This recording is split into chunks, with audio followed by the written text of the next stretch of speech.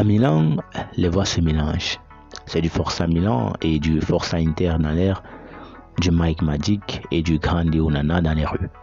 Et pour certains, on se réjouit juste du fait qu'il y aura un club italien en finale de Ligue des Champions.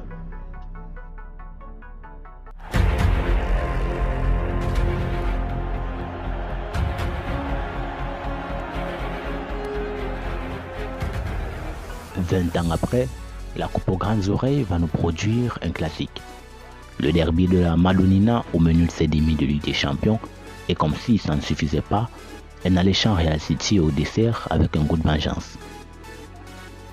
On est loin du temps de Maldini, de Shevchenko, d'Inzaghi, de Zanetti ou même de Cannavaro, mais pourtant on sera tous en fusion devant nos écrans à partir du 10 mai pour vivre en direct les émotions que peut procurer un derby et pas n'importe lequel. On dit souvent que le charisme d'un costume va avec la personne qui le porte. Eh bien, c'est vrai. San Siro ou Giuseppe Meazza, comme vous le voulez, est connu pour son ambiance chaude.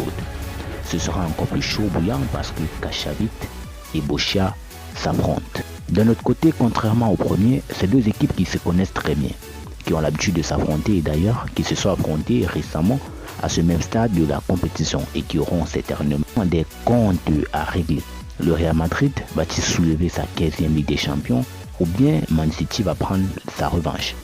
D'autre part, la présence d'un club italien en finale de la Ligue des Champions est-elle le fruit du hasard ou serait-on en train d'assister à la renaissance de la Squadra Azzurra ou du Calcio? Tant de questions qui feront l'objet de cette vidéo. En prémisse, on va parler de la bataille de Milan. Déjà, je ne sais pas pour vous, mais pour moi, c'est la rencontre qui me hype le plus. Rappelons que la dernière confrontation entre ces deux équipes en Ligue des Champions remonte à la saison 2004-2005 qui a vu le Milan AC s'imposer en aller-retour avec notamment la gifle historique 3-0 en seconde manche des quarts de finale. Donc, sur le coup, il y aura un peu de saveur de vengeance dans l'air côté terroriste. D'autant plus que nous sommes encore en demi-finale de Ligue des Champions et si on remonte un peu plus, c'est toujours les Rossoneri qui s'étaient imposés grâce au but à l'extérieur en demi de la Ligue des Champions 2002-2003. Bon, là maintenant la règle du but à l'extérieur n'existe plus, ce qui promet une allure différente cette fois-ci. Donc match ouvert entre Rossoneri et Nerazzurri. Milan et Inter, c'est deux équipes qui ont adopté la même tactique jusqu'ici pour se qualifier depuis le début de la phase d'élimination directe. On gagne la première manche et on ne perd pas la deuxième. C'est donc comme ça que Tottenham, Napoli, Porto et Benfica en ont payé les frais. Mais la question c'est pourquoi les clubs milanais sont si difficiles à battre, surtout quand ils ont déjà gagné la première manche. Alors pour répondre à cela, j'ai regardé la réalité sous trois angles. D'abord l'expérience, le plus souvent face à l'élimination directe de Ligue des Champions, en plus du niveau footballistique, c'est le plus expérimenté qui prend le dessus.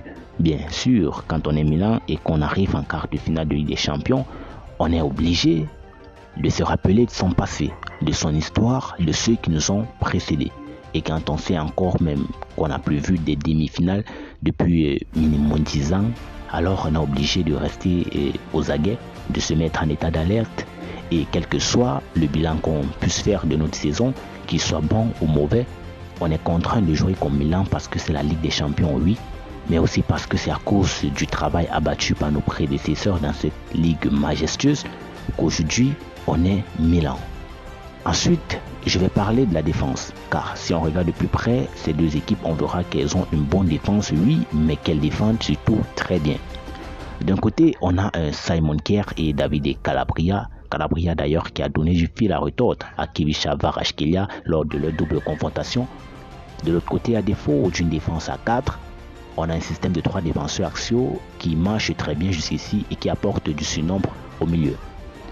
Le travail défensif des deux Milan est inclusif, ça concerne toute l'équipe jusqu'aux attaquants.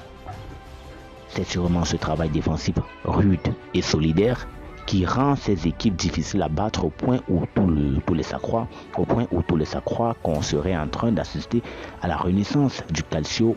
Oui, le championnat italien a toujours été réputé pour ses matchs intenses et ses défenses solidaires et solides.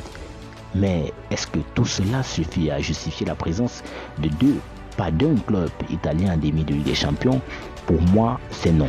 Et pour vous expliquer, on va jeter un coup d'œil sur celui qu'on appelle communément le dernier rempart. Si on regarde en détail, ces deux équipes ont un point commun.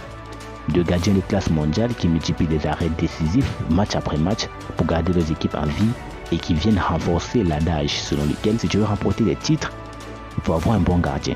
D'une part, on a Mike Maignan qui, depuis son retour de blessure, redonne un peu de l'air à ce Milan et rassure sa défense. Il est autoritaire dans sa cage et a une vitesse de réaction hors pair. Pour illustrer un peu tout cela, Maignan, c'est 65% d'arrêt sur penalty cette saison, puisque n'importe quel gardien de la compétition. Autant vous montrer qu'il a fait des penalties sa spécialité, un aspect qui va jouer mentalement sur les autres équipes. Parce qu'aucune équipe, même pas Inter, ne souhaiterait arriver au tir au but contre un gardien qui a 65% d'arrêt dans la matière. Ailleurs, c'est pas cadeau, parce que côté interiste, André Onana est plus que jamais un élément important de cette équipe. Son élégance dans les buts, son autorité sur ses défenseurs, ses réflexes, ses parades répétées et surtout son excellent jeu au pied en font de lui un des meilleurs gardiens au monde. Il faut remonter le temps pour comprendre que ce Inter a quelque chose de différent avec Onana dans les cages. Même si ça n'attaque pas bien devant, c'est au moins solide derrière. Et même si c'est pas suffisamment solide derrière, c'est tout de même rassurant dans les cages. Lorsque ça ne fonctionne pas assez devant ou qu'on est sous pression, l'Inter peut grâce à Onana faire des relances longues, hautes et précises pour trouver les attaquants, ce qui permet de varier le jeu et se démarquer du pressing. Pour prendre acte de la situation, il faut revoir le match 3-3 Barça-Inter pour voir ce qu'est capable de créer Onana avec son jeu au pied. Donc ce match, il va mettre en avant les gardiens. Si les deux équipes bien sûr nous livrent un football offensif, puisque ça n'a pas toujours été la tactique offensive pour les deux Milan pour arriver jusqu'à ce stade de la compétition. On a pu s'opter pour la suffisance, on gagne la première manche et le minimum suffit au match retour. Mais on sait que Milan contre Milan, c'est plus qu'une bataille. C'est un derby, c'est San Siro, c'est l'histoire qui est derrière. Et avec des gardiens de tel niveau, c'est sûr que ce match va se jouer sur des détails. Qui de Mike Maignan, instinctif, le roi des pénaltys, et d'André Onana, avec son jeu au pied et le meilleur gardien de la compétition en termes de clean sheet et d'arrêt, va-t-il atteindre pour la première fois la finale de la Ligue des Champions? Dès le 10 mai, on en saura un peu plus. Terminé la page Milan, on se tourne maintenant vers l'autre choc au programme. Real Madrid, Manchester City. L'ère de gloire enfin pour Man City. Pep Guardiola va-t-il prendre sa revanche comme il a fait contre Tourelle? Man City avec Haaland est-il le plus grand de l'histoire? Et parallèlement, le Real Madrid est-il meilleur que la saison dernière? Tellement de questions, mais on va essayer de visualiser la rencontre sous ces angles-là. Depuis son arrivée à Manchester City, Haaland ne cesse de terrasser la Première Ligue et l'Europe. En une saison déjà, Haaland a plus de buts marqués que l'équipe de Chelsea réunie, a battu le record de buts en Première Ligue sur une saison détenue par Mohamed Salah, a égalé le record de buts marqués sur un match de Ligue des Champions face au RB Leipzig. Le dernier joueur qui détenait le record jusqu'ici, c'était Léo Messi. Haaland, c'est meilleur buteur de la Première Ligue, meilleur buteur de la Champions League, sans concurrence. Comment l'arrêter? Impossible. Certains disent que c'est De Bruyne son fournisseur officiel, mais quand De Bruyne n'est pas sur la pelouse, Haaland continue à marquer des buts. Autant dire qu'il sera une arme fatale face au Real Madrid et va permettre à Guardiola de prendre sa revanche. Peut-être. En parlant de Guardiola, la victoire contre le Bayern de Tourelle était purement tactique, avec notamment le positionnement de Stones devant la défense. Mais est-ce que face à l'équipe aux 14 Ligue des Champions, il va pouvoir imposer sa tactique? On sait tous que le Real Madrid, c'est l'équipe la plus crainte par Pep Guardiola. Et l'a notamment dit lui-même à plusieurs reprises dans les conférences de presse. Mais tout laisse à croire qu'avec l'impact d'Haaland et les masterclass tactiques qu'il a déjà eu à faire jusqu'ici, il y a de fortes chances qu'il en sorte vainqueur une nouvelle fois. Mais une autre question se pose. Le Real Madrid de cette année est-il plus dangereux que celui de la saison dernière? Nul doute que quand le Real Madrid participe à la Champions League, on les voit déjà en finale. Le Real, c'est 11 demi-finales de Ligue des Champions sur les 13 dernières années. Donc de 5 remportés. Et à chaque fois qu'on les voit sortir de la compétition, à chaque fois ils nous surprennent. La saison dernière, les acteurs majeurs du sacre du Real, c'était Benzema, Vinicius et Courtois. Et cette saison, c'est la même chose. Juste que cette saison, Vinicius semble être encore plus dangereux que les saisons d'avant. Sa progression est énorme et comme l'année dernière, il va causer du tort au City de Pep. Tous les savoir, un match d'anthologie entre deux équipes qui dominent le football sur ces dernières années. Mais si le Real Madrid arrive en finale, il croisera soit Inter, soit AC Milan. Si c'est Milan AC, on aura une finale historique entre les deux équipes les plus titrées de la compétition. De toute façon, le niveau des clubs italiens sur cette saison en dit déjà tant sur la rude épreuve qui attend le Real au City. Mais l'avènement des clubs italiens cette saison, est-ce une coïncidence? La dernière fois qu'une équipe italienne était en finale de Ligue des Champions, Cristiano Ronaldo n'avait qu'un seul ballon d'or. L'Espagne remportait la Coupe du Monde, Mbappé n'avait que 13 ans et Anthony Martial n'avait pas de Golden Boy. Autant vous montrer la très longue disette. Cette saison déjà, on a 5 clubs italiens en demi de Coupe d'Europe. La 6e équipe Napoli s'est faite éliminer par une autre équipe italienne, AC Milan. Cet avènement du Calcio est la résultante de beaucoup d'efforts qui ont été consentis au fil du temps. Rappelons déjà que même en Serie A, la Juve ne domine plus le championnat comme ces dernières années. En 2021, c'est l'Inter qui l'a remporté. En 2022, le Milan AC et en 2023, le Napoli à coup sûr. Les Milan et Inter ont juste appris de leurs erreurs passées en Champions League et surtout les nouveaux dirigeants très riches ont beaucoup donné du souffle à ces clubs. Certains choix judicieux ont été aussi faits tels que Lukaku Brozovic côté Inter et Leao Krunic Benasser Tonali côté Milan AC. C'est vrai que côté Milan AC, on a aussi dû lancer des jeunes talentueux formés au club et ça a marché. Côté Napoli, c'est un peu différent. Le club a juste été intelligent dans la transition en recrutant de très bons joueurs efficacement à presque tous les postes.